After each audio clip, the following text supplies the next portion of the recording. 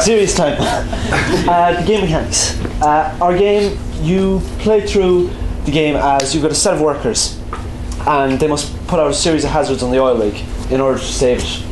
The hazards are spawned randomly across the oil rig, and you've got gas, you've got fire, you've got pressure valves going crazy, all that kind of stuff. And you pretty much have to take your different classes of workers. You've got firefighters, you've got cleaners to clean up the oil spills, you've got mechanics to fix the pressure, and you just use them to put out the hazards. We've got a timer counting down, and we've got alerts. Now the alerts given out about pressure, because pressure is the last hazard spawned, so it's going to alert about that in the game. But if there was more hazards spawning, you'd be giving out about them.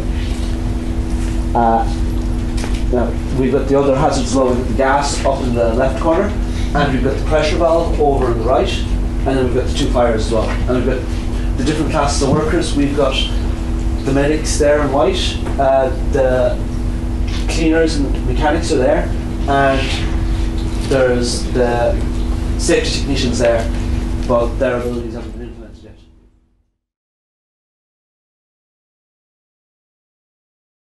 And the basic concept is that it's a turn-based game, so you have to take turns over and over.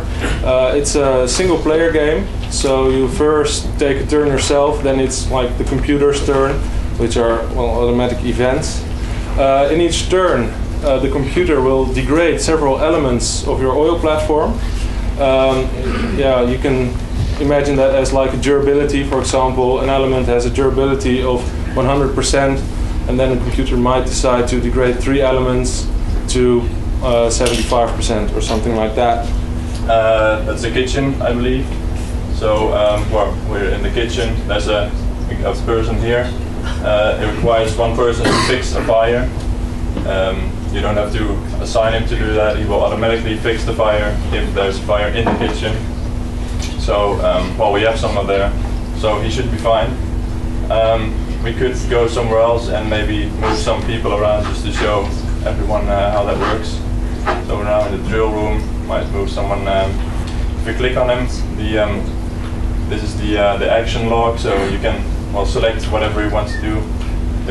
Because we're in the drill room, you can only move north. If he goes east, you don't want that. So you can only move north. We've moved it north now, and there you see him. He's on the scaffolding.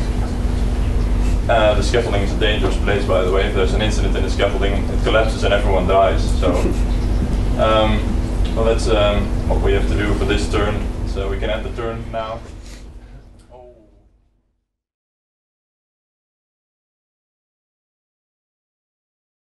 You have to play in a 3D world. He's gonna show it in a couple of minutes. Sending the right people to do the right job, that's actually what you're gonna do. Using the right tools for the right job as well. And actually the safety is, it's not only important for the player, but also for their co-workers. That's something we wanted to teach the user as well. And always evacuate in an orderly manner. Yeah, so basically the game is there's incidents to start occurring, and you have to, pick up items, pick up people, and send them to the right place. As you can see there in the inventory, it shows what you picked up and what workers are following you. There's Jack there following you, and each worker has a different voice, different language. That would be the Irish guy. I forgot to say, down the bottom here shows you the amount of time you have left to evacuate, and then your score as well, and then different messages you get like new tasks and evacuation. That's not going.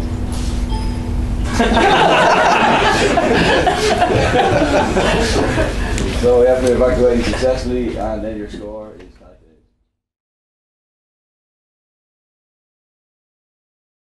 Basically, the player is overseer or a facilitator of a large facility which has problems appearing in it. Random pipes may give a problem, or there might be a pressure leak or something like this, or an oil leak. And it is the user's task to go around the facility, inspect the problem, send the correct team to fix the problem, and then go back and make sure that nothing else is happening also. there's an overall danger meter, which if it goes too high, the facility will explode and it's game over. We've got a problem now. It's red feedback to the players. So if we click on the mechanical team and then click on the facility, since time is a mechanic as well, you have to wait till your team gets there. That's what that indicates. So now we're in the actual detail view, and we have the fix, analyze, and return to overview buttons. So if we go to analyze, and then we're given with the user's given certain analytical processes. So if we click an analyze step and click on the actual broken part, or the part that's flashing back, it'll give you feedback here. The device is broken. So once you know the device is broken, you can replace the device, and then you have kind of gotten past that particular error. Too dangerous. Yeah, too dangerous again. So as you can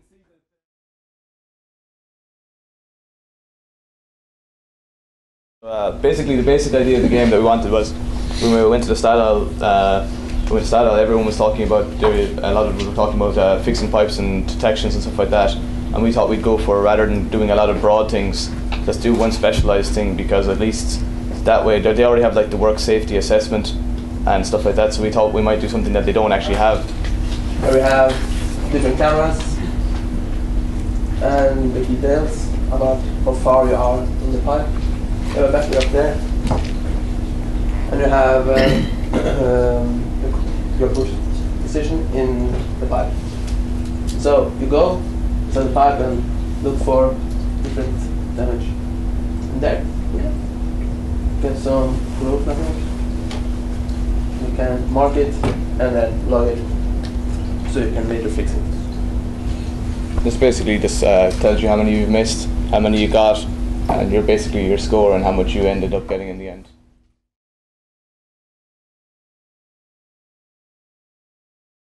The time has come to teach the workers a lesson. And now you have the chance to be the risk, to show the workers that their small actions can have large and horrible consequences. Up the top here you can see your inventory. At the moment he's got 0 out of 4 hammers on the map. He's just picked up a fire extinguisher, so you can see he's got 1 out of 15, the 15 on the map. And when he's picked up the safety equipment, the danger level is rising. And the idea was to give the player the idea of zero harm environment while they're actually enjoying themselves. And hopefully we did this through reverse psychology. The idea being that it's more fun to break things than to fix things. It's more fun to do the wrong thing than the right thing. You get to do this in this game.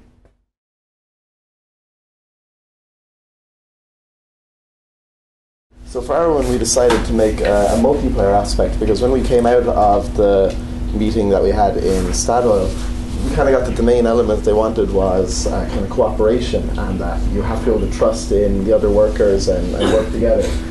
So here's 2 players, and they move around each other, and those are giant hard hats for them to put on. So then they can press 1 and 2 there, and that's the inventory in the top left, and lighting goes up. You can either click on it or use a hotkey to put on the hard hat, which is the first thing you should do every day, I suppose, when you go to work. And here to the right there's a poison, it's like it's venting a gas, so it'd be hazardous to walk into that. So player 1 over here has the valve, so if he presses space, so now you turn off that so that player 2 can go on with the day's work. Then this is a gas mask up on the left here, so he can pick up that later on. First off, on the right he picked up a fire extinguisher, so you can't get through the fire unless he goes in there and extinguishes it. Can we just make